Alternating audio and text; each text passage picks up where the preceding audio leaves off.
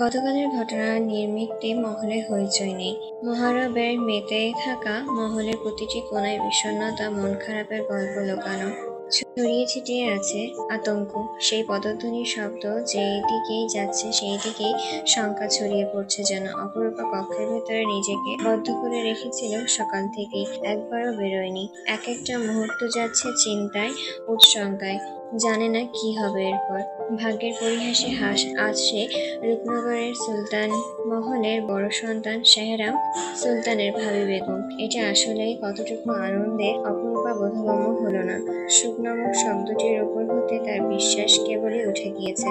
তাকে স্বপ্ন দেখানো পুরুষটাকে সে দুঃস্বপ্ন ভেবে ভুলে যাওয়ার আপ্রাণ চেষ্টা করে যাচ্ছে এখন। কিন্তু বেলা শেষে তার ঠিকানা শেহরাম সুলতানের কাছে।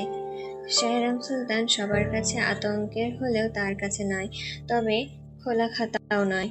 তার কোনো উদ্দেশ্যই অপরূপার কাছে স্পষ্ট নয়। রাজ্য দখল করতে সে এতদিন কেন আসেনি? কেন রূপাকে হাতিয়ার করে এই মহলে এলো? কেন সবকিছুতে রূপাকে জড়ালো? তার শত্রুতা তো শেহজাদ সুলতানের সাথে, অপরূপার সাথে নয়। তাহলে কেন তাকে কোকেনের নেশা করিয়ে বাড়ি ছাড়িয়ে তাকে অসুস্থ উন্মাদ বানিয়ে খাটে ফেলে গেল? শেহরাম তার উত্তর দিতে নারাজ। সে শুধু রূপাকে বোঝাতে ব্যস্ত সে তার অধিকার ফিরে পেলে পরিবর্তন হয়ে যাবে। সব তার আর রূপার ভালোর জন্যই করছে। মহলে একমাত্র উত্তরাধিকারী শত্রু হয়ে কেন সে সামান্য সবজি ব্যবসায়ী হয়ে সারা জীবন কাটিয়ে দেবে? সে রূপাকে একটা ভালো জীবন দিতে চায়, এটা তার অধিকার, সে পেতে বাধ্য। আগে সে দুর্বল ছিল, এখন সে শক্তিশালী হয়ে ফিরে এসেছে। এখন তাকে ঠকানোর সাহস কারণ নেই। শেহজাদ সুলতানের সাথে সে অস্ত্র তুলে যুদ্ধ করবে না। সে জানে সেখানে তার পরাজয় নিশ্চিত। সম্রাটের এক ডাকে সারা নগরবাসী ছুটে আসবে, তার বিপক্ষে অস্ত্র তুলে নিবে। বিরোধিতা করার মতন মানুষ গুটি কয়েক।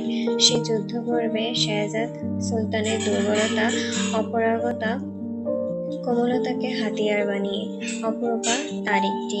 নগরের উপর নানাবিধি বিপর্যয়, দুর্যোগও শেহজাদ এতটুকু বিলীন হয়নি, বরং সে শক্তপোক্ত প্রতিরোধ ব্যবস্থা গড়ে তোলে।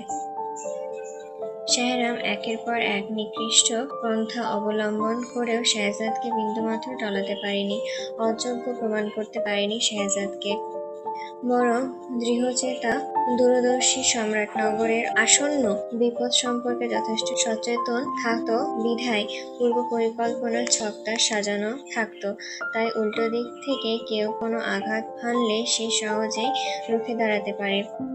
কোমল প্রাণ, নীতিবাদী হলেও নিজের দায়িত্ব কর্তব্যে সে অটল, কঠোর, প্রয়োজনে নির্মম। নইলে সে ভাঙচোরা কলুষিত কুসংস্কার বেড়াজালে আচ্ছা অন্ধকারচ্ছন্ন অভিশপ্ত নগরে কোনোদিন রুদ্রময় ঝলমলে দিনমণির দেখা মিলত না। যে সময় চাঁদ জ্যোৎস্নায় বিচ্যুতির কুয়াশা জড়ানো ধোঁয়া দেখেও নগরবাসী ভয়ে কাঁপছিল, তত্তরিয়ে রাতের অন্ধকারে মৃতভয়ে বিভোর থাকত সকলে। ভোরের আলো মৃত্যুপথ থেকে অক্কা দিত। ঠিক সেই সময়ে সেই অন্ধকারে উৎস হতে তীব্র আলোর ঝলকানি দিয়ে জ্বলে উঠল এক জ্বলজ্বলে নক্ষত্রের মতন অর্শরোধী টগবগিয়ে ঘোড়া লাগাম, আর অপর হাতে মশাল নিয়ে আলোর শিখা হয়ে অভিভূত হলো এক টগবগে যুবক। সকল দুঃখ, দুর্দশা, দুরাবস্থা, দুর্ভোগ আর তার কোমল মনে গভীরে ছাপ ফেলল। সুকৌশলে নিজের প্রচেষ্টায় নিজের শৈল্পিক গুণ আর নিজের বুদ্ধিমত্তাকে কাজে লাগিয়ে নগরকে সে নিজের রূপে ফিরিয়ে দিল। ঢাকঢোল পিটিয়ে মরণাপন্ন সম্রাট সলিমুল্লাহ ঘোষণা করলেন, আমার যাওয়ার সময় ঘনিয়ে এসেছে। আজ থেকে তোমাদের সম্রাট হবে আমার উত্তরসূরি, আমার প্রপুত্র শেহজাদ সুলতান। তোমরা কষ্টে থাকলে তার কাছে অভিযোগ নিয়ে আসবে নির্দ্বিধায়, সুখে থাকলে তার ভাগাভাগি করে নিবে। আর কোনো ভয়ঙ্কর মায়াবী জাদুকারীর অভিশাপ তোমাদের গ্রাস করতে পারবে না। দাদাজানের প্রিয় তলোয়ার দুই হাতে তুলে শেহজাদ সেদিন দাদাকে কথা দিয়েছিল, প্রাণপণ করেছিল, সে বেঁচে থাকতে নগর আর কোনো দুর্দিন আসতে দেবে না। আজ 7 বছর ধরে নগরবাসী তার কথা প্রমাণ দেখছে, সে সত্যি দুর্দিন দেখতে পাইনি, কিন্তু এখন দুর্দিন এসেছে, যার পতনের কারণে রূপনগর একটু শান্তির মুখ দেখেছে। ঠিক তার পুত্র মাতার মৃত্যু প্রতিশোধ নিতে ফিরে এসেছে। সূর্যের আলোকছটা এসে দেওয়ালে তৈলচিত্রের ওপরে হতে পর্দা সরিয়ে ফেলতেই শাহজাদের সামনে উদ্ভাসিত হলো এক সুঠামদেহী বীরবরের ছবি।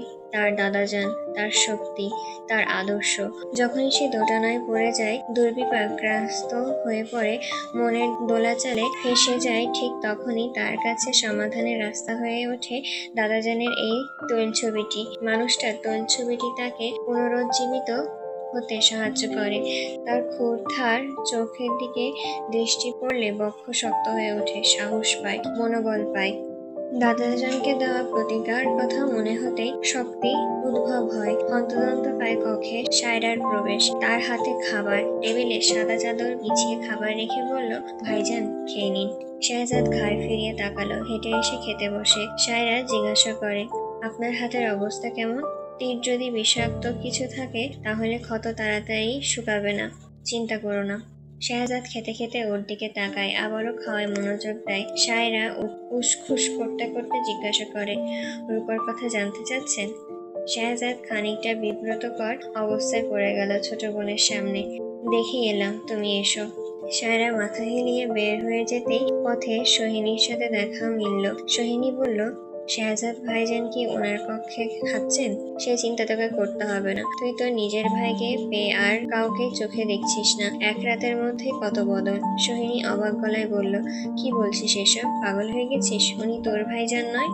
তুই আমাকে আগে বল, শাহজাদ ভাইজান এতদিন তোকে আগলে রাখিনি, ভালোবাসিনি, এখন এমন আচরণ করছিস যেন শাহজাদ নামে কোনো ভাইজানই নেই আমাদের। সোহিনী বলল, তোর মাথা কি খারাপ হয়ে গেছে সায়রা? সাফায়েতের আগমনে তাদের বাকবিতণ্ডার ভাটা পড়লো। সাফায়েত বলল, ভাইজান খাবেন না? আসেন না কেন? সায়রা ক্ষিপ্ত কণ্ঠে বলল, আপনি খান।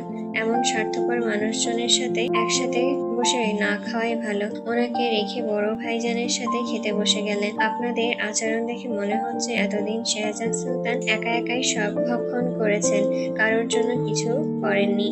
সবকটা স্বার্থ সন্ন্যাসী। সাফায়েত ধমক দেয়, সায়রা মুখ সামলে। সায়রা থামে না, ছলছল চোখে তাকিয়ে বলে, ভাইজান কাল সারা রাত বাইরে ছিলেন, তার খোঁজ রেখেছিলেন? আপনি আপনার মাকে নিয়ে বড় ভাইজানের সাথে গল্পে মজেছিলেন।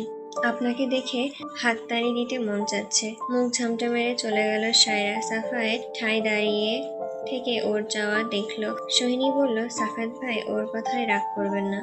না করিনি, অবাক হচ্ছি, ও আমার সাথে এমন ব্যবহার করলো। সোহিনী জানে সাফায়েত সায়রাকে ভালোবাসে, তাই ওর ব্যবহারে কষ্ট পেয়েছে। সে সান্ত্বনা দিয়ে বলল, ওর মাথা খারাপ হয়ে গেছে, মন খারাপ করবেন না, খেতে চলুন। না, খাওয়া হয়ে গেছে। সাফায়েত চলে গেল। সোহিনী দ্বিধাগ্রস্ত মতন চেয়ে রইল। অপরূপা রসায় ঘরে আসতেই সকলের মুখ বন্ধ হয়ে গেল। সবাই তাকে বিপক্ষী দল হিসেবে দেখছে। আলোচনা তাকে নিয়েই হচ্ছিল। ছদ্মবেশী, ডাকাতি, কুহকিনী, সব রকমের অপবাদ তার গায়ে মাখিয়ে দেওয়ার আপ্রাণ চেষ্টায় রত সবাই। শাশুড়ির মতন সবাইকে চুষে খাবে, এমন কথা কানে এলো। কথাটা বলছে মতিবানও। ওরা এতদিন অপরূপাকে চোখে হারাতো, এখন অপরূপা তাদের চক্ষু শোন। শেহরামের আম্মা কেমন ছিলেন? মনের মধ্যে প্রশ্ন ঘুরপাক খায়। অপরূপা চুপচাপ বাসনকোসন গুলো রাখতেই সায়রা বলল, ভাবি বেগম, আপনার হবু স্বামীর কোনো আলাদা খাবারের আবদার থাকলে জানিয়ে দিন। অপরূপা তার দিকে ফিরে চাইল অবাক দৃষ্টিতে। সম্বোধনও পাল্টে গেল। তারা কি জানে সে কতটা কষ্টে আছে, কতটা দোটানায় আছে? এমন একজনও কি নেই যে তাকে বুঝবে? ওনার কাছ থেকে জেনে নিও। তা পারি অবশ্য।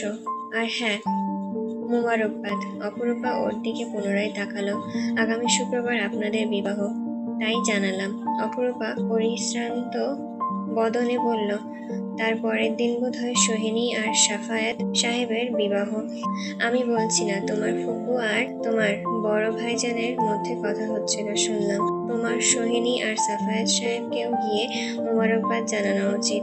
সায়রার পায়ের তলায় মাটি যেন দুলে উঠল মুহূর্তেই। কম্পিত হৃদয়ে কান্না গিলে কক্ষ থেকে বের হয়ে নিজের কক্ষে গিয়ে দরজা বন্ধ করে বসে থাকলো। স্তব্ধ হয়ে চোখে জল গড়তে লাগলো নীরবে। এ কি করে হতে পারে? সে জানতো সাফায়াত তাকে ভালোবাসে, সেও তো খুব। দক্ষিণ কক্ষ দুটি হতে পোড়া ছাই পরিষ্কার করা হয়েছে। লোক নিয়োগ করেছে শেহরাম। রঙের প্রলেপ দেওয়া হবে। বিবাহের পর সে রূপাকে নিয়ে ওই কক্ষেই থাকবে। অপরূপার মনে হাজার প্রশ্ন। ওই কক্ষটা পোড়ানো কেন? কিভাবে আগুন লেগেছিল? এমন হাজারো প্রশ্ন নিয়ে এগোতেই কুমুদিনীর মুখোমুখি হলো। কুমুদিনী বলল, বিয়ার পর তুমি তোমার স্বামীর লগে এই ঘরেই থাকবা? অপরূপা প্রশ্ন করলো, কক্ষটা পোড়া কেন? কেন, তোমারে কয়নি সে? না, তার মা মরেছিল এই ঘরে আগুনে পুড়িয়া। অপরূপা আটকে ওঠে। আগুন কিভাবে লেগেছিল কেডা জানে। কক্ষটি পরিষ্কার করে ময়লা ফেলার বালতিটা নিয়ে যাচ্ছিল লোকগুলো। অপরূপা বলল, আমাকে দিন, আমি ফেলে আসছি পেছনে, আপনারা আপনাদের কাজ করুন। লোকগুলো বলল, আপনি কেন করবেন? আমার কাজ করতে ভালো লাগে, পেছনে ফেলে আসবো। এসব আশেপাশে ফেলে নোংরা হতে পারে। ঠিক আছে। অপরূপা বালতি নিয়ে মহলের পেছনে চলে গেল। বালতি হতে ময়লা ফেলতেই দেখলো সব ছাই আর ছাই, মাকড়সার জালের সাথে পোড়া কাপড় চোপড়। অপরূপা সেখানে তন্ন তন্ন করে খোঁজাখুঁজি করতে করতে একসময় একটা মূর্তি পেল।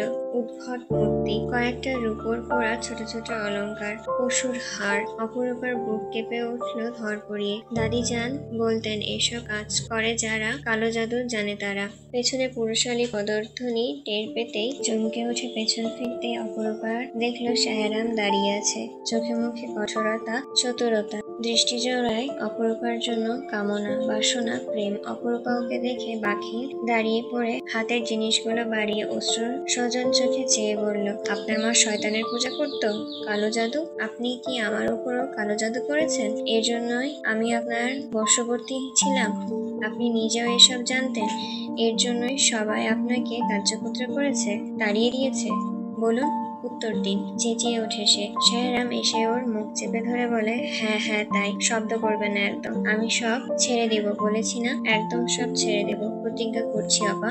আমি আপনার ভাইকে বলে দিব যে আপনি ডাকাত দলের সর্দার। আপনি জাদুবিদ্যার মধ্যে সব রক্ষীকে অজ্ঞান করে নগরে প্রবেশ করেছিলেন, সবটা বলে দেব। শেহরাম ওর হাত দুটো পেছনে নিয়ে গিয়ে চেপে ধরে শক্ত করে, দাঁতে দাঁত চিবিয়ে বলে, তোমার উপর কালো জাদু প্রয়োগ করতে আর বাধ্য করো না। এমন অবাধ্য হয়েছিলে বলেই জাদু প্রয়োগ করতে হয়েছিল। তুমি আমাকে ভালোবাসো, তাই আমি যা করি না কেন তুমি আমার পক্ষেই থাকবে। তুমি যদি আমার অবাধ্য হও তাহলে আমি আবারও প্রয়োগ করতে বাধ্য হব, এমনকি এই মহলের সবার উপর। আমি চাচ্ছি না সবাই আমার বশবর্তী হয়ে থাকুক, আমি চাই সবাই সজ্ঞানে আমাকে সম্রাট মেনে নিক। অপরূপার হাত সরিয়ে দেয় মুখের উপর থেকে, দূরে সরিয়ে দিতে দিতে বলে, আপনাকে ভালোবেসে আমি পাপিষ্ঠ, আমি নষ্ট, আমি দোজখে আছি মনে হচ্ছে এই মুহূর্তে। আপনার লোভ, সম্রাটের আসন, আমাকে কেন ব্যবহার করছেন? আমার লোভ তোমার প্রতি, তোমাকেও চাই আমার। বলতে বলতে ঝপ করে কোলে তুলে নেয় সে। অপরূপার কোমর পেলব সিক্ত ভেজা ঠোঁট দুটোতে চোখ আটকে যায়। ঝুঁকে ঠোঁটের উপর শক্তপোক্ত চুমু খেতে যাবে, ঠিক তখনই অপরূপা হাত দিয়ে মুখ চেপে ধরে মুখ ঘুরিয়ে নিয়ে হু হু করে কেঁদে উঠে বলে, আল্লাহ, এই নরক যন্ত্রণা চাইতে মৃত্যু দিন। শেহরাম হু হু করে হেসে বলে, আগে তোমার ঠোঁটে কত চুমু খেয়েছি জানো তুমি? অপরূপা ধস্তাধস্তি করতে করতে বলল, সব মিথ্যা, সব কলঙ্ক, মিথ্যা অপবাদ, মিথ্যা ভালোবাসা। আমি এতটা বেহুশ ছিলাম না। যাও, মিথ্যা মানলাম। শুক্রবার আসার বাকি আর মাত্র 2 দিন। সেই দিন তুমি পুরোটা আমার। কাল থেকে আয়োজন শুরু হবে। মহলের কক্ষে পা রাখতেই আসনে উকিল সাহেবের পাশে শেহরামকে শাহজাহান সাহেব আর শেহজাদ সাহেবের সাথে বসা দেখলো শেহজাদ। শাহজাহান সাহেব চোখ নামিয়ে নিলেন। শেহজাদ শেহরামের সামনে আসতেই বসলো। উকিল সাহেব সব দলিলপত্র দেখিয়ে বলল, আপনার ভাইজানের দলিল। শেহজাদ কাগজপত্রগুলো নিয়ে চোখ বুলিয়ে বলল, আমাদের কাগজপত্র ডাকাতি হয়েছে, নতুন কাগজপত্র এখনো আসেনি, এই সব কাগজপত্র সঠিক নয়, আর এই মহলের মধ্যে কোনো ভাগ হবে না। এই মহলের অধিকার তাজের সম্রাটের আসনে বসে আছে, সুতরাং এই মহলে ততদিন অবধি থাকবে যতদিন আমি থাকবো। শেহরাম বলল, আর আমার ভাগ কোথায়? মগের মূল্য পেয়েছিস? এখানে কি আমি একা থাকি? সম্রাট বলে সব আমি একাই বলৎকরণ করছি, সবাই থাকবে এখানে, আমি ভাঙতে দেব না। শেহরাম বলল, এই মহলের ভাগ চাই আমার, প্রয়োজনে ভাঙবো, তারপরও তারপরও সমান সমান ভাগ চাই আমার। আমি স্ত্রী সন্তান নিয়ে তোদের সাথে থাকবো না। ওর কথা শেষ হতে পারলো না। আচম্বিত সব কাগজপত্র একে একে ছড়িয়ে ফেললো শেহজাদ। অগ্নিমূর্তি ধারণ করে বাজখাই গলায় বলল, আমি এই মহলে একটা আচরণ করতে দেব না। শায়রাম এসে ওর গলার যেই চেপে ধরবে, কাশেম আর কামিল বন্দুক উঠিয়ে ঘিরে ধরলো শায়রামকে। শায়রামের লোকজনও ফের পিছনে এসে কাশিম আর কামিলের মাথায় বন্দুক ধরলো। হই হই পড়ে গেল। শিভান চেঁচিয়ে উঠে বলল, আম্মা, বড় আম্মা, ভাইজানরা ঝগড়া করছে। সবাই ছুটতে ছুটতে এলো। সায়রা সোহিনী ছুটে এসে কান্না জুড়ে দিল। শিভান ভয়ে কাঁপতে কাঁপতে মায়ের কাছে মুখ লুকালো। শাহজাহান সাহেব ব্যগ্রকণ্ঠে অনুরোধ করে বলল, থামো থামো, কি করছো তোমরা? শান্ত হও শায়রাম। শাহতাজ সাহেব অগ্নিমূর্তি গলায় বললেন, শায়রাম, ও তোমার ছোট ভাই, ছাড়ো ওর কলার। শায়রাম ছেড়ে দিল। শাসিয়ে বলল, তোর সম্রাটগিরি ঘুচিয়ে দেব আমি। শাহজাদ রুদ্ধমূর্তি ধারণ করে বলল, রহমান, একবার সামাদ আর একবার মাসুদ, অন্তত তোমার মতন বহুরূপী নই আমি। মেয়েদের ব্যবহার করি না। শাহরাম পুনরায় ওর কলার চেপে ধরে ঘুষি বসাবে, তক্ষুনি সাফায়েত ছুটে এসে ওর হাত ধরে ফেলল। একজন রক্ষী মহলে প্রবেশ করে বলল, সাহেব, উনি ডাকাত সর্দার। উপস্থিত সকলেই হতভম্ব, হকচকিত হয়ে যায়। অতি বিস্ময়ে শব্দহীন, বাক বিভূতিহীন দাঁড়িয়ে থাকে সকলে। শাহরাম থমকে বলে, এই, যা এখান থেকে।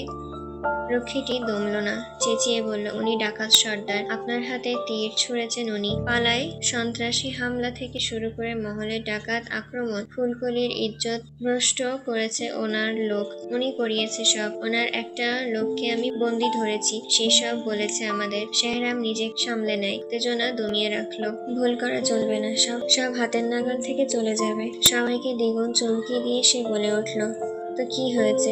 100 বার ডাকাতি করব। ডাকাতি না করলে খাবো কি? আমি সম্রাট সুলাইমুল্লাহর নাতি হয়ে ভিক্ষা করে খাবো? এরাই আমাকে ডাকাত হতে বাধ্য করেছে। শাহজাদ বলল, বাহ, এখন ডাকাতও? আর কত নিচে নামা বাকি আছে ভাইজান? দাঁত কিরমিরিয়ে শাহরাম ওর দিকে পুনরায় তেড়ে যেতেই সাফায়েত এসে ওকে টেনে ধরে, বলল, কি করছেন? মাথা খারাপ হয়ে গেছে? শাহরাম মহল কাঁপিয়ে চিৎকার করে বলল, আমি ডাকাত হয়েছি সব থেকেও। তুই সুলতান হয়েছিস ভিখারির ছেলে হয়ে। তোর লজ্জা হওয়া উচিত। তোর কারণে আমি ডাকাত হয়েছি। তোকে শেষ করে তবে আমি শান্তি। বিদ্যুৎপৃষ্ঠের আগুন লাভা কেরি করে যায় সদর কক্ষটিতে। নিস্তব্ধতায় ডুবে যায় সকলের উত্তেজিত মস্তিষ্ক। খোদেজা হতচকিত হয়ে মুখে আঁচল গুজে কেঁদে উঠে বলে, হাই আল্লাহ, তুমি এটা কি করলে? শাহজাহান সাহেব কপাল চাপড়ে ধরে বসে পড়ে। শাহতাজ সাহেব স্তব্ধ হয়ে দাঁড়িয়ে থাকে। শায়রা, সোহিনী, সাফায়েত বিস্মিত হয়ে শাহরামের মুখের পানে চেয়ে থাকে। শাহরাম বলতে থাকে, তুই পালিত পুত্র, পালিত পালিত ভিখারিনীর ছেলে। তোর জন্মের ঠিক নেই। গোবর থেকে উঠে এসেছিস। নিজেকে দেখ আর আমাকে দেখ। জিজ্ঞাসা কর, তোর পালিত মা বাপ কে? তুই পালিত পুত্র। সম্রাট হওয়ার যোগ্য নস তুই। সম্রাট আমি যোগ্য, একমাত্র উত্তরসূত্রে। শাহজাহান সাহেবের দিকে তাকায়। উনি তাকাচ্ছেন না, মাথা হেঁট করে বসে থাকেন। শাহজাদ খোদেজার দিকে তাকায়। খোদেজা কাঁদতে থাকে। চিবুক শক্ত করে ভেতরে রাগ গিলে ফেলে শাহজাদ।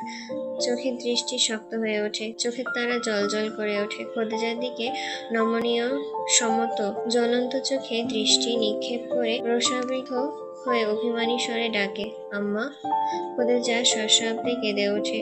শাহজাদের পায়ের নিচে ভিত্তিটা হৃদয়ের মতন ভেঙে ঝুরঝুর করে ঝরে পড়ে। দ্বিতলার চত্বরে দাঁড়িয়ে অপরূপা দেখে এক বিশাল মন ভাঙার দৃশ্য। ঘটনাটির পর শাহজাদ মহল ছেড়ে বেরিয়ে যায়। কারোর কথা শোনে না, বারণ মানে না। অম্বরের বুকে যেন ঘোর অমাবস্যার, ঠিক তেমনি মহলের ভেতরেও। অন্দরমহলে খোদেজার তীব্র আহাজারিতে সকলের হৃদয় ভার। আপনি আমার আম্মা নন, তাহলে আমার আম্মাকে? প্রশ্নটা তার মায়ের মনকে তীব্র আঘাত করেছে। যার মুখের দিকে তাকালেই তার জীবনের সকল অপূর্ণতা, দুঃখ, পুরনো ব্যথা বুঝে যেত, আজ তার প্রশ্ন মায়ের হৃদয়ে ঝড় তুলে দিয়েছে। খোদেজার বুকের ভেতরটা ব্যথায় খিচিয়ে ধরে আছে। বড় বড় শ্বাস ফেলতে ফেলতে সে কেঁদেই যাচ্ছে। শাহজাহান সাহেব পা ফেলে ফেলে অন্দরমহলে খোদেজাকে দেখে গেল। দূরে দাঁড়িয়ে দেখলেন লম্বা দীর্ঘশ্বাস ফেলে চলে গেলেন। হামিদা, সায়রা, শাহানা, ততিনী সবাই মিলে খোদেজাকে শান্ত করার চেষ্টা করছে, কিন্তু সে শান্ত হচ্ছে না, নিজেকে শান্ত করতে পারছেন না। তার 3টা বাচ্চা গর্ভে মারা গেছে, আর 3টে কোলের বাচ্চা 4 মাস, 6 মাস, 7 মাস বয়সে। একটা বাচ্চাও বাঁচাতে পারেননি। খোদেজা তখন সন্তান সুখে অর্ধমৃত্যু, পাগল প্রায়, খায় না, ঘুমায় না, কথা বলে না, কোথা থেকেই কাঁদতে থাকে। ঠিক সেই সময় সারা মহল আলোকিত করে শেহজাদের আগমন ঘটল। তাকে নিয়ে এলেন সম্রাট সলিমুল্লাহ। হৃষ্টপুষ্ট শরীরের একটা তুলতুলে শিশুকে হাত পা নেড়ে কাঁদতে দেখে খোদেজার বিচলিত হয়ে উঠেছে। ড্যাব ড্যাব করে তাকায়, শীর্ণ মুখে হাসি, কাঁপা কাঁপা হাতে শিশুটির হাত ছোঁয়, গাল ছোঁয়, কোলে নেয়। এক লহমায় তার সমস্ত কষ্ট ধুয়ে মুছে যায় সেই বাচ্চাটির ছোঁয়ায়। খোদেজা তাকে আদর করে হাউমাউ করে কাঁদে, বুকের সাথে চেপে ধরে রাখে। পরম মমতায় সেই শিশুকে মায়ের ভালোবাসায় মুড়িয়ে রেখে একটু একটু করে বড় করে তোলে।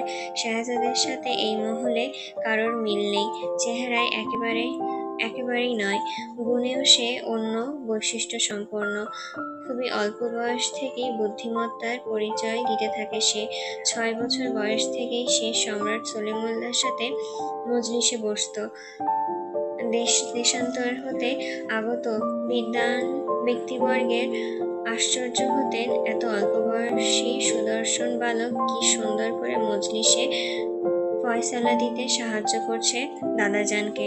তার এই উত্তম গুণাবলীতে মুগ্ধ হয়ে পার্শ্ববর্তী গ্রামপ্রধান তাকে স্বর্ণ খচিত বাহুবন্ধনী উপহার দেয়। তাছাড়া নানান উপহার সামগ্রী আর সম্মানই পায় সে। তাকে দেখে খোদেজার বুক গর্বে ফুলে ওঠে। শেহজাদ যখন আম্মা আম্মা বলে সারা হতো খোদেজার মনে হতো সে সবচাইতে সুখী একটা মানুষ। তার একটা রূপকথার রাজপুত্তর আছে, সেই রাজপুত্তর একটু একটু করে পরিণত হলো রাজপুরুষে। আজ সেই শুধুই মায়ের গর্ব নয়, আজ সে পুরো রূপনগরের গর্ব। যে অন্ধকারে খোদেজা তাকে বড় করেছে, পরম যত্নে আগলে রেখেছে, সেই অন্ধকার আজ আবারও খোদেজার সব শান্তি বিনষ্ট করে দিয়েছে। আড়ালে দাঁড়িয়ে খোদেজার আহাজারি দেখে অপরূপার খারাপ লাগলো। মায়ের আদর ভালোবাসা বুঝি এমনই হয়, গর্ভের সন্তান না হয়েও উনি কতটা ভালোবেসেছে। আর তার মা তাকে রেখে চলে গিয়েছিল। জন্ম দিলেই মা হওয়া যায় না, একজন আদর্শ মা হওয়া অনেক সংগ্রামের। পেছন থেকে শক্তপোক্ত একটা হাত তার মুখ চেপে ধরলো, হঠাৎ নিয়ে গেল সেখান থেকে। কক্ষে নিয়ে গিয়ে শেহরাম তার মুখ ছেড়ে দিতেই অপরূপা অগ্নিমূর্তি দৃষ্টি নিক্ষেপ করে তাকে দূরে সরিয়ে দিয়ে বলল, আপনার হয়েছেটা কি? কি চান আপনি? দূরে যান। গেলাম। ওইখানে কি দেখছিলে? ওখানে কি করছিলে? ওদের নাটক দেখছিলে? ওসব অনেক পুরনো নাটক, হাসি খুশি থাকা দরকার, পরশু আমাদের নিকাহ। অপরূপা আঙ্গুল তুলে বলল, আপনাকে আমি নিকাহ করবো না, কিছুতেই না। আপনি আমার কথা রাখেননি, আমিও রাখবো না। গলায় তলবার ধরলেও আমি আপনাকে নিকাহ করবো না। শেহরাম কটমটে গলায় তেড়ে এসে বলল, ও পালিত পুত্র সেটা বলেছি? ভুল কি বলেছি? আমি কি মিথ্যা কিছু বলেছি? আমাকে রাগাবে না আপা। অপরূপা চেঁচিয়ে বলল, আপনার রাগে আমার কিছু যায় আসে না। আপনার মতন মানুষের সাথে জীবন কাটানো সম্ভব না আমার পক্ষে, এর চাইতে মরে যাওয়া ভালো। শেহরাম ওর দুবাহু দেওয়ালে চেপে ধরে বলল, আমি দেখব কি করে নিকাহ না করো তুমি, করতেই হবে। অপরূপা সিক্ত নয়নে তাকিয়ে বলল, আপনি আমায় জোর করবেন? হ্যাঁ, জোর করব। আমার রাজত্ব চাই, রানী চাই, এই মহল চাই, নইলে সব ধ্বংস করে দেব। তুমি আমার অবাধ্য হবে না আপা। আপনি এত নিষ্ঠুর। আমি মানুষ চিনতে এত ভুল কি করে করলাম? আপনার কি এই মহলের কারোর দুঃখে কষ্ট হয় না? নিজের ভাইকে কি করে এত কষ্ট দিলেন? একজন মায়ের কাছ থেকে সন্তান দূর করে দিলেন। আপনার ভালো হবে না একটুও। সবার অভিশাপে শেষ হয়ে যাবেন আপনি। আয়, চুপ কর একদম। অপরূপার হাত আরো জোরে মোচড় দিয়ে ধরল সে। অপরূপা তার হাত কামড়ে বসলো জোরে। শেহরাম ব্যথা পেয়ে ওর হাত ছেড়ে দিতেই শক্তপোক্ত চর বসাতেই অপরূপা ছিটকে পড়লো। আর্তনাদ করে উঠে অপরূপা পুনরায় ফিরে চাইলো, কেঁদে উঠে বলল, আপনার পাপ আমি ধ্বংস করে দেব, আপনাকেও করব, আর বরদাস্ত করব না এসব। শায়রাম তেড়ে গিয়ে ওর গলা চেপে ধরে, সর্বশক্তি প্রয়োগ করে। অপরূপার চোখ উল্টে আসে, নিঃশ্বাস বন্ধ হয়ে আসে, সারা শরীর তরপাতে থাকে। শায়রাম শেষ মুহূর্তে এসে ছেড়ে দেয়। অপরূপা কাশতে থাকে, কাশতে কাশতে চোখ লাল হয়ে আসে, নিঃশ্বাস উঠানামা করতে থাকে। শায়রাম দাঁতে দাঁত চেপে বলে, পরশু নিকা পড়ানো হবে, নইলে চড়াতে চড়াতে গাল লাল করে ফেলবো। শুধু একবার যদি ওর সাথে কথা বলো, কষ্ট দিয়ে মারবো, তোমাকেও মারবো, বাকিদেরও মারবো। অপরূপা চোখ বেয়ে নীরবে জল গড়ায়, কথা বলতে পারছে না সে, কাঁচতে কাঁচতে অনেকক্ষণ হাঁপায়। বলে, 100 বার বলবো, উনি সম্রাটের যোগ্য, উনি যোগ্য নেতা, আপনি ওনার নখের যোগ্য নন। আপনার দাদাজান ঠিক মানুষের হাতেই রাজ্য তুলে দিয়েছিলেন। আপা, গায়ে হাত তুলতে বাধ্য করো না। বাকি রেখেছেন কোথায়? আমি অর্ধমৃত্যু হয়ে গেছি আপনার এই রূপ দেখে। এমন কঠোর মানবকে আমি ভালোবাসিনি। আমি যাকে কঠোর নির্মম ভেবেছিলাম, সে এই মহলে এসে উনি সুপুরুষ। আপনি একজন ডাকাত, অভিশপ্ত সন্তান, নিষ্ঠুর ভাই, অযোগ্য রাজা। আপনাকে আমি ঘেন্না করি। আপনি আমাকে ঠকিয়েছেন, ছলনা করে ফাঁদে ফেলেছেন। কেন এমন করেছেন? শায়রাম মাথা ঠান্ডা করে ওর সামনে এসে বসে, গালে দুহাত আঁকড়ে ধরে বলে, আপা, আমার দিকে তাকাও।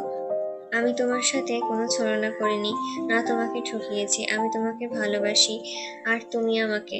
তোমাকে সবকিছু নিয়ে ভাবতে হবে না, না শাহজাদ, না এই মহলের কোনো কিছু নিয়ে ভাববে না তুমি। তুমি যা চাইবে আমি তোমাকে তা দেব। তুমি শুধু আমাকে নিয়ে ভাববে। আমি আমার অধিকার ফিরে পাওয়ার জন্য এত কিছু করেছি, নইলে কিছুই করতাম না। অপরূপা দুহাত সরিয়ে দিয়ে বলল, আমার কথা নড়চড় হবে না। আপনাকে ভালোবাসি না আমি, মরে গেছে এসব ভালোবাসা। যে কুফরি কাজে লিপ্ত আপনি, তাকে ভালোবাসি না। শাহরাম ওর মুখে দুপাশে আঙ্গুল দিয়ে চেপে ধরে তুলে বলল, তো কাকে ভালোবাসো? এখন আবার বলো না, শাহজাদের মতো কাউকে তোমার ভালোবাসা উচিত ছিল। অপরূপা ওর হাত সরিয়ে দিয়ে বলল, ছি, মুখে কিছু আটকায় না। কিছু আটকাবে কেন? যেভাবে গান গাইছো তাই মনে হচ্ছে লাশ বানিয়ে ফেলবো বলে রাখলাম। শেষের কথাটা ধমকে বলল শাহরাম। অপরূপা মেঝেতে থু ছিটিয়ে বলল, আপনার ভালোবাসার শব্দটাকে অপবিত্র করে ফেলেছেন। আপনি ভাবলেন কি করে আমি আপনার নোংরা কাজে আপনাকে সায় দেব? শাহরাম রাগ সামলাতে না পেরে বলল, আরে তোমার সাথে এত কথাই বা কেন বলছি আমি? কে তুমি? কি যায় আসে তোমার এই ধমকাধমকিতে? আমার একটা সন্তান চাই, নয়তো তোমাকে কি দরকার? আমার উত্তরসূরি প্রয়োজন, ব্যাস, তারপর তোমার মুক্তি। অবশ্য সন্তান রেখে তুমি যাইবাই বা কোথায়? তোমাকে থেকে যেতে হবে, আমার সাথে থেকে যেতে হবে এখানেই। সন্তান রেখে কোনো মা পালাতে পারে বুঝি? আচ্ছা যাও তাহলে, তুমি তোমার ভালোবাসার মানুষের কাছে পাঠিয়ে দেব, কোনো সমস্যা নেই। টাকা বিলিয়ে দিলে বউ হতে রাজি অনেক মেয়ে। তোমাকে তোমার মজনুর কাছে ছুঁড়ে ফেলে আসবো। ও আবার আমার জিনিসের প্রতি অনেক আক্রোশ, তাই হোক নিত্য নতুন বা ব্যবহৃত। অপরূপার হাত পা অসাড় হয়ে আসছে, চোখ ফেটে যেন রক্তবর্ষণ শুরু হয়। টেনে ধরে শাহরামের কাঁধের পোশাক খামচে ধরে ফ্যাঁসে গলায় জানতে চায়, কে? এসব কার কথা বলছেন? শাহরাম ওর কানের কাছে মুখ বাড়িয়ে ফিসফিস করে বলে, সুলতান মহলের পালিত পুত্র। অপরূপা এক ঝটকায় সরে পড়ে, তার অক্ষিকোটর হতে চোখের জলের সাথে বিস্ময় বিস্ফুটিত হয়। এক দৃষ্টিতে শাহরামের মুখের পানে তাকিয়ে থাকে। অস্বাভাবিক হওয়ার কারণে নয়, বরং নিজের ভাবনার সত্যি হওয়ার কারণে অপরূপা ঝটকা খেল, হতচকিত হলো। তার মহল থেকে বের করে দেওয়ার দিন তার মনে ঠিক এমনটা ইঙ্গিত দিচ্ছিল। তাছাড়া তার সাথে ওনার কোমল নমনীয় ব্যবহার, মোহনীয় দৃষ্টি, তার অসুস্থতা, বৈরাগ্য নিয়ে এত উৎকণ্ঠা, সবকিছুর একটা কথা ইঙ্গিত করত। তার মানে শোভার কথাটাই ঠিক ছিল। প্রতিবার যাত্রাপালায় গ্রামে পড়লে উনি তার খোঁজ করতেন। অপরূপার হাত পা ঘুরিয়ে বসে হাঁটুতে মুখ গুজে, শরীর কাঁপে তার ক্রন্ধনে, বিড়বিড়িয়ে বলে, হায় আল্লাহ, এ কেমন সংকটে ফেললেন আপনি? শাহরাম বলল, ও তোমার খোঁজ নিত, তাই তুমি আমার লক্ষ্যবস্তু। ঠিক সেই কারণেই আমি তোমাকে নিশানা করেছি, আর তুমি আমাকে ভালোবাসলে। আমি যতই নিষ্ঠুর হই না কেন, তোমাকে কিন্তু ভালোবাসি। তোমার প্রেমে না পড়ে থাকা যায় না, আর আমি তোমাকে নিকা করব। চোখের সামনে ওকে একটু একটু করে ধ্বংস হতে দেখব। রাজত্ব নেই, প্রিয়া নেই, কি দশা হবে ওর ভাবতে পারছো? আমার এমনিতেই এমন একজনকে দরকার ছিল যে আমার সন্তানের মা হবে। পেয়েও গেলাম, এক ছেলে দু পাখি মারলাম। অপরূপা মাথা তুলে তাকায়। ওনাকে ভাঙার জন্য আমাকে হাতিয়ার হিসেবে ব্যবহার করেছেন। শায়রাম মেজাজ সামলে রেখে বলল, তুমি তো ওকে ভালোবাসো না, তাহলে অযথা প্রশ্ন করছো কেন? তুমি আমাকে ভালোবাসো, অস্বীকার করতে পারবে না। ভালোবাসো না? আমাদের সংসার হবে, সন্তান সন্তাদি হবে, ভালো থাকবে তুমি। আমি তোমার নিষ্ঠুর পতিদেব হব। তুমি আমার নিষ্ঠুর প্রিয়া বিন্দুবাসিনী। পরমর প্রাণবধূকে মেরেছে ছলনা করার জন্য। তুমিও যদি এমন করো, তোমাকেও মেরে ফেলবো আমি, তাই সাবধান। অপরূপা মনে মনে বিড়বিড়িয়ে বলল, বাঁচার চাইতে আপনার মতন মানুষের সাথে ছলনা করে মরা ভালো।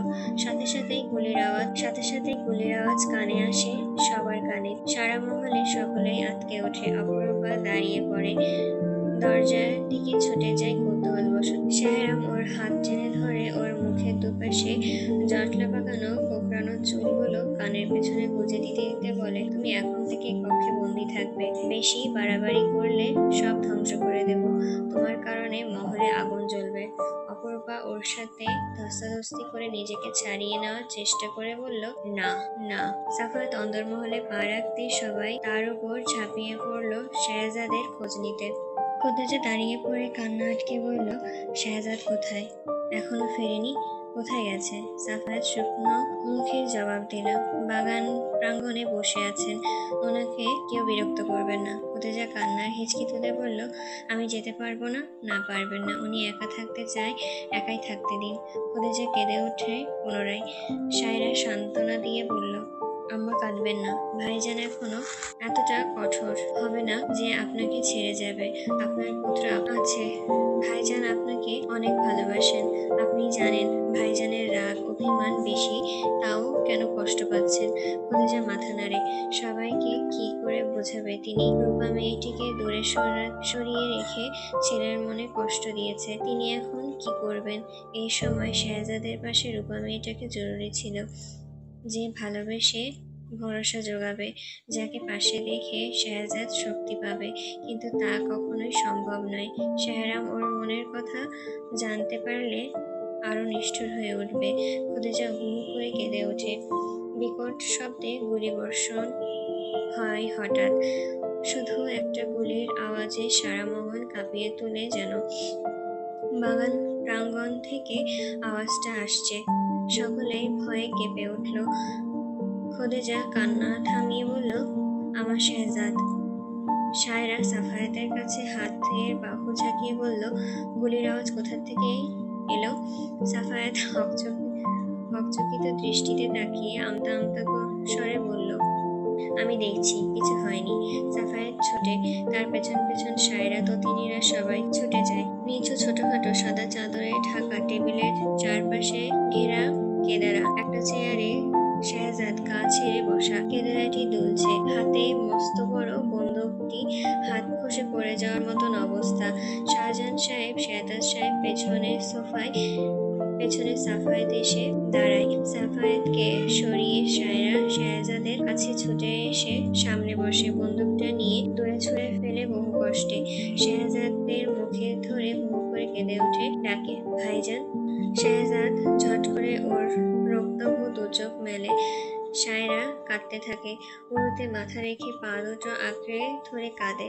শেহজাদ ওর মাথায় হাত রেখে বলে, কাশিম ছুঁড়েছে গুলি, ভেতরে যাও। শায়রা মাথা তুলে বলে, আপনি এখন বলবেন না তুমি আমার বোন নও? আমাকে ভাইজান ডেকো না। আপনি কবে থেকে রক্তের সম্পর্ক নিয়ে এত ভাবতে শুরু করেছেন? সারা নগরের মানুষ আপনার মুখে চেয়ে থাকে। ওদের সাথে আপনি আপন রক্তের সম্পর্ক আছে? তাহলে ওরা কি আপনাকে ভালোবাসে না? আপনি কি বাসেন না? শাহজাদ বলল, তুমি ছোট, সাফায়াতের সাথে ঝামেলা মিটিয়ে নাও। ওর সাথে মেজাজ দেখিয়ে কথা বলেছ, ভেতরে যাও। শায়রা সাফায়াতের দিকে তাকিয়ে কান্না থামিয়ে বলে, তা অবশ্যই করব। আপনি দেখুন সবাই চলে এসেছে। শাহজাদ দাঁড়িয়ে পড়ে, জনগম্ভীর স্বরে বলে, আমি কি একটু একা থেকেও মজুদ নেই? খোদেজা দরজা পিছনে এসে দাঁড়ায়, বলে আমার সাথে কথা বলো শেহজাদ। শেহজাদ সরে গিয়ে বলে, আপনার সাথে আমার কোনো কথা নেই, আমাকে একা থাকতে দিন। শাহজাহান সাহেব বললেন, আমাদের উপর রাগ থাকলে ঝেড়ে ফেলো, ভেতরে ভেতরে কষ্ট পাওয়ার চেয়ে ছেড়ে ফেলা ভালো। শাহজাদ ওনার দিকে তীক্ষ্ণ দৃষ্টিতে তাকিয়ে বলে, আচ্ছা তাহলে উত্তর দিন, কেন এতদিন আমার কাছ থেকে সত্যিটা লুকিয়েছেন? কোন উদ্দেশ্য ছিল আপনাদের? কেন ভাইজানের মুখে আমাকে শুনতে হলো আমি এই মহলের কেউ নয়? উত্তর আছে আপনাদের কাছে? আছে? ওর ধমকের সুরে কেঁপে উঠল সবাই। তোমার দাদাজান বলতে বারণ করেছিলেন তাই বলিনি। আমার আদর্শ ছিলেন উনি। উনি আমার ভালো চাইতে গিয়ে যে আরেকজনের সাথে অন্যায় করেছেন, এতে কি আমি তার শত্রু হয়ে যাইনি? তোমার দাদাজান মানুষ চিনতেন, তাই তোমাকে দায়িত্ব দিয়ে গেছেন। শেহজাদ লম্বা পা ফেলে এগিয়ে এসে বলে, আপনার বিবেক কি বলছে? বিবেককে প্রশ্ন করুন। আপনি শাহরাম সুলতানের জায়গায় থাকলে কি করতেন? কেন উনি প্রতিহিংসায় জ্বলবে না? কেন আমাকে শত্রু ভাববেন না? আমি কি ওনার সাথে অন্যায় করিনি? একজন পালিত পুত্র হয়ে যদি আমি সম্রাটের আসনে বসে থাকি, উনি উত্তরসূরি হয়ে কেন রাজ্যপুত্র হবেন? কেন বঞ্চিত হবেন? আমি সবাইকে উত্তম ফয়সালা দিয়ে থাকি, আর আমি যদি অন্যায় করে থাকি তাহলে আদর্শ হলাম কি করে? শাহতাজ সাহেব বললেন, কি চাও তুমি? ওর হাতে তুলে দিবে সব? হ্যাঁ দেব। উনি সুযোগ চাইছেন, সুযোগ দেব। আমি পদমর্যাদা চাই না, আমি চাই শান্তি। ও তোমাকে শান্তি দেবে বলে মনে হয়? শান্তি এখন পাচ্ছি কোথায়? আমার শান্তির দরকার। এই মহলে শান্তি নেই। কোনো অপরাধ না করেও আমি শাস্তি পাচ্ছি রোজ। এই মহলে আমি থাকবো না। ও চলে যাওয়ার জন্য পা বাড়াতে খোদেজা পথ আটকে বলে, পুত্র, তোমার মুখ চেয়ে সবাই বাঁচার শক্তি পায়। তুমি আনন্দে থাকলে সবাই আনন্দিত, তুমি কষ্টে থাকলে সকলে কষ্টে থাকে। তুমি এই মহলের প্রাণ, তুমি মহল ছেড়ে কোথায় যাবে? আমাদের সবাইকে এভাবে শাস্তি দিও না। আমার কারণে কেউ কষ্ট পাবে না, কেউ না। না এই মহলের কেউ, না নগরবাসী। খোদেজার মুখ ধরে কেঁদে বলে, আমায় আম্মা ডাকলে না একবারও? আমি তোমায় পেটে ধরিনি বলে কি মা হতে পারিনি? তোমার কি কখনো মনে হয়েছিল আমি তোমার পালিত মা? নারী কাটা ধন না, তুমি আমার হৃৎপিণ্ড। তুমি তোমার আব্বাকে জিজ্ঞাসা করো আমি কার মুখ চেয়ে বেঁচে উঠেছি। জিজ্ঞাসা করো কত ঝড় তুফান সামলে তোমাকে আগলে রেখেছি। আমি মহল ছেড়ে দেব বলেছি, আপনাদের না। খোদেজা তার গালের দুই পাশে হাত চেপে ধরে মুখটা টেনে এনে বলল, তাহলে একবার আম্মা ডাকো। মনে হচ্ছে কতদিন শুনি না সেই ডাক। একবার ডাকো, একবার। শাহজাদ ছিয়ে গিয়ে হাতের বাহুতে মুখ মুছে বলল, আমাকে আর মায়ায় জড়াবেন না আম্মা, আমি ক্লান্ত, বিশ্রাম চাই। হেঁটে অতিথি ঘরের দিকে চলে যায় সে। খোদেজা কান্নায় ভেঙে পড়ে। শাহজাহান সাহেব এসে ধরেন, বলেন, পাগল হয়ে গেছে বেগম? তোমাকে আম্মা ডেকেছে, শুনলে না? ও তো আমার কথা বিশ্বাস করলো না। ও আমায় কি একা করে? ও আমার কি? ওকে একটু বুঝিয়ে বলো। সায়রা এসে মাকে বলে, আম্মা, ভাইজান রাগের মাথায় কি না কি বলেছে, কেন আপনি এমন করছেন? খোদেজা কাঁদতে কাঁদতে বলল, হায় আল্লাহ, ওর কষ্টগুলো আমাকে দিন। নাচনেওয়ালিরা এসে হাজির হলো মহল প্রাঙ্গণে। সাহেরা মোদের এনেছে। মহলের কেউ তাদের নিকার উপলক্ষে খুশি নয়, তাই দুদিন ধরে ওরা নাচ গান বাজনা করবে, হই হুল্লায় মাতিয়ে রাখবে। দলে দলে গান বাজনায় লোক আর নাচনেওয়ালিরা এসে ভরে গেল। অতিথিশালা ভর্তি হয়ে গেল। সেই অতিথিশালাটি মহলের উত্তর পাশে। তার একটি কক্ষে শাহজাদ ঘুমন্ত। মহলের আগাগোড়া সাজানোর কাজ সকাল থেকেই শুরু হয়েছে। তার রক্ষীদের সাথে শাহজাদের রক্ষীদের এক প্রকার তলোয়ার যুদ্ধ লেগে গেল। সে সময় শাহরামের আদেশে যুদ্ধ থামলো। দুইজন রক্তাক্ত হলো, তারা শাহজাদের রক্ষী। দুপুর হতে হতে মহল আর যতদূর রাস্তা ছুঁয়েছে ঠিক ততদূর আলোকবাতি দিয়ে সাজালো শাহরাম। শিভান তা দেখে মহা খুশি। শুধু মন খারাপ হয় যখন শাহজাদ ভাইজান আর সুন্দর বউয়ের কথা মনে পড়ে। দুজনকে সে দেখছে না অনেকক্ষণ।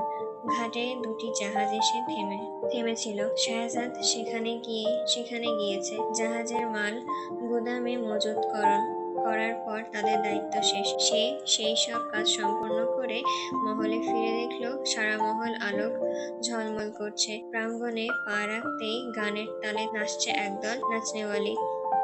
একদল যুবতী অপরূপাকে সাজিয়ে নিয়ে এলো। তার তার পরনে সাদা ঘাগরা, মাথায় গোলাপি ঝাড়ল দ্বারা আবৃত, হাতে পায়ে তো অলংকার। অপরূপা সবাইকে দেখতে দেখতে হঠাৎ শেহজাদের দিকে চোখ যেতেই থমকে যায়। শেহরাম ছুটে এসে ওর হাত ধরে টেনে নিয়ে নাচিরওয়ালিদের মাঝখানে অপরূপাকে দাঁড় করিয়ে দেয়। অপরূপা ফের শেহজাদের দিকে তাকায়, এমন ভাবে এখন তার ভরসা এই মানুষটা। শেহজাদ চোখ সরিয়ে পা বাড়াবে, ঠিক তখনই শেহরাম ওর পথ আটকে দাঁড়ায়। ফিরে চাবি দিবি বলেছিলি। শেহজাদ পকেট থেকে চাবি নিয়ে ওর হাতে বাড়িয়ে দিল। শেহরাম কেড়ে নিয়ে বলল, যা, তোর এখানে আর কাজ নেই, শায়রাদের পাঠিয়ে দে। শেহজাদ পা বাড়ালো। শিভান এসে ওর পা আঁকড়ে ধরে বলল, ভাইজান, সুন্দর বউকে দেখো। শেহজাদ ওকে কোলে তুলে নিয়ে ওর কক্ষের দিকে পা বাড়িয়ে কাগজ গুজে দিয়ে বলল, এটা সুন্দর বউয়ের হাতে গুজে দিয়ে আসবে, কেউ না দেখার মতন। শিভান ওর কপালে চুমু খেয়ে বলল, আচ্ছা। সে দৌড়াতে দৌড়াতে চলে গেল। অপরূপাকে ঘিরে ধরে সবাই নাচছে। সেই কাগজটা নিয়ে তাদের ফাঁক ফোকর দিয়ে অপরূপার কাছে পৌঁছানোর চেষ্টা করতে করতে ধাক্কা খেয়ে মুখ থুবড়ে পড়ে গেল। শেহরাম এসে ওকে তুললো, দেখলো একটা কাগজ পড়ে আছে ওর বুকের নিচে।